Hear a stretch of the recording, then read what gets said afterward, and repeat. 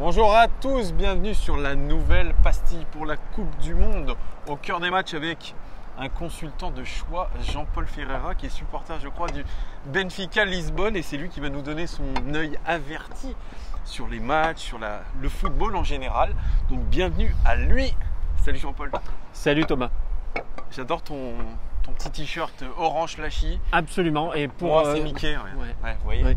Non, mais en fait, non, je ne travaille pas à la DDE et je ne suis pas actuellement sur la bande d'arrêt d'urgence. Et tu n'es même pas Gilbert Montagnier. Non. Et je peux le prouver. Waouh, merci, génial. Merci Thomas. Et moi non plus, je ne suis pas qu'un clown. Mais bref, nous allons vous donner notre avis avisé sur la Coupe du Monde, ses matchs et tout ce qu'il faut savoir. On commence avec notre premier thème sur France-États-Unis. C'est le dernier match de préparation en France et ça se joue à Dessines, à Lyon. Alors comment tu vois les choses, Jean-Paul? Est-ce que tu vois une grande répétition? C'est-à-dire qu'on verra quasi l'équipe type de la France ou pas? Alors comment tu vois ça, toi?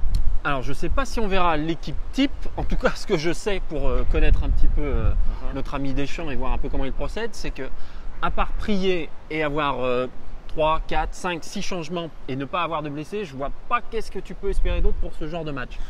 Alors, tu vois plutôt un 4-3-3 ou le 4-2-3-1, finalement en mettant Griezmann derrière Giroud et sur les côtés Dembélé et Mbappé. Alors, comment tu vois ça, toi, plutôt?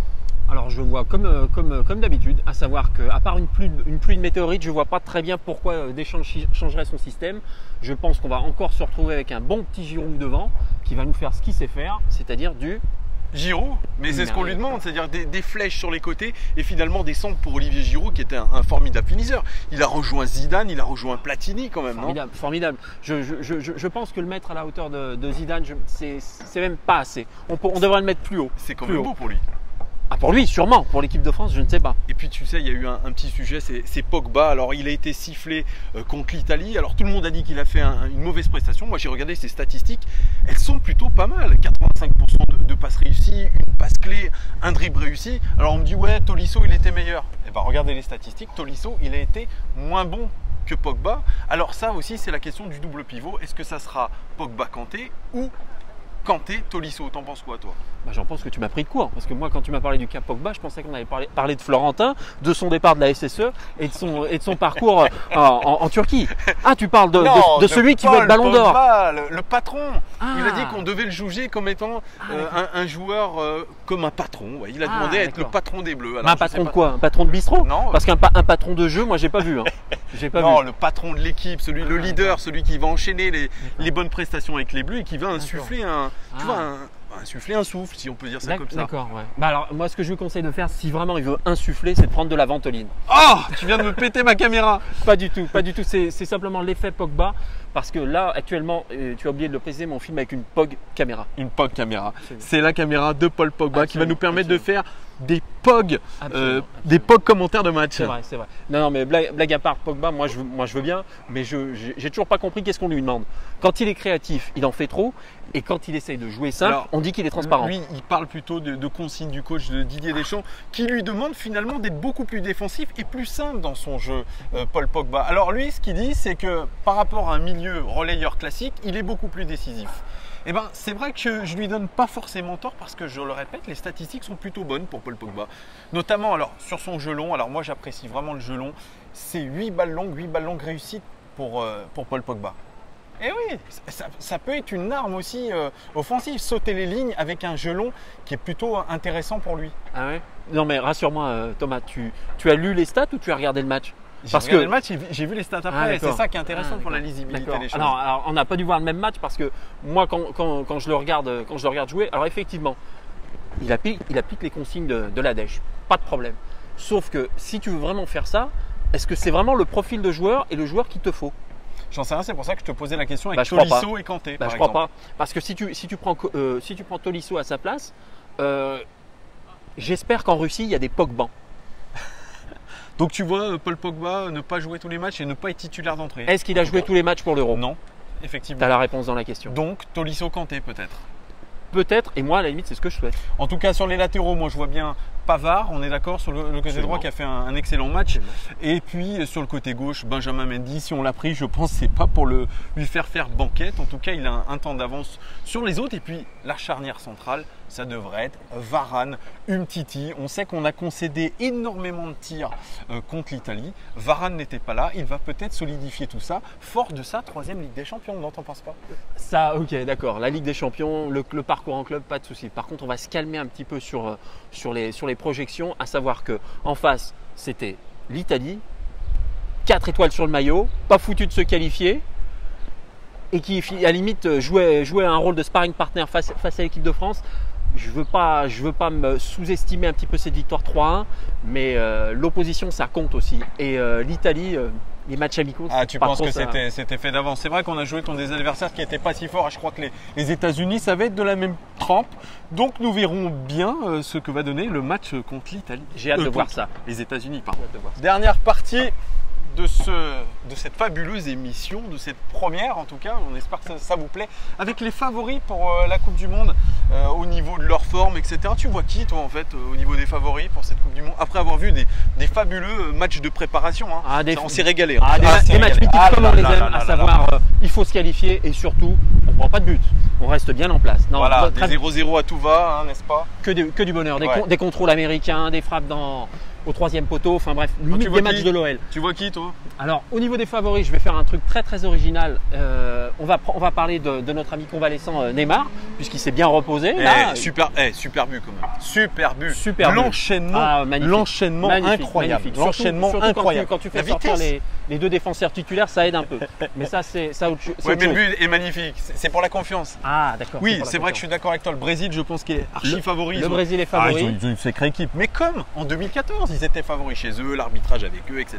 Et au final, ils ont plombé leur Coupe du Monde avec ce 7-1. Je pense qu'ils sont revanchards, nos amis brésiliens. Ouais, ils sont peut-être revanchards, mais je ne sais pas si la revanche, ça suffit en foot pro pour vraiment rétablir un ordre des choses. Je ne suis pas convaincu. Un favori peut-être pas pour toi, mais pour moi, et qui serait à la limite surprise, ce serait l'Argentine. Il y a peut-être un jour où ils vont y arriver. Ouais, il y a peut-être un jour. C'est le facteur X un peu de cette Coupe du Monde. Alors, il se repose beaucoup sur Messi. Et puis, le sélectionneur a bâti son équipe sur une équipe sud-américaine, vraiment argentine. Boca et River Plate. Alors, est-ce que ça va marcher? On ne sait pas. Alors, aussi, au rang de peut-être des surprises, moi, je vois bien le Pérou, tu vois, dans le groupe de la France. Je vois bien le Pérou être capable de sortir des poules et faire quelque chose. Au dépend de qui? Au dépend déjà de la France. Donc tu vois pas la France sortir? Non. Alors moi je vois la France sortir. C'est ce que j'ai toujours dit et je le dis ici. Je vois la France éliminée dès le premier tour. Ah voilà, non, quand tu dis sortir, elle sort pas de la phase de poule. Elle sort pas de sa phase de poule. Ah, grosse cote. Et oui, je me lance dans un gros pari, c'est que la France ne se qualifiera pas pour les huitièmes de finale. Donc en fait, il serait victime du syndrome de la melonite, qui gagne un peu les joueurs. Voilà, c'est exactement ce qui s'est passé à l'Olympique Lyonnais cette année, avec le manque d'humilité de Genesio et puis beaucoup trop de Genesio et beaucoup trop de jeunesse dans ce groupe. Alors je les vois pas, l'équipe de France.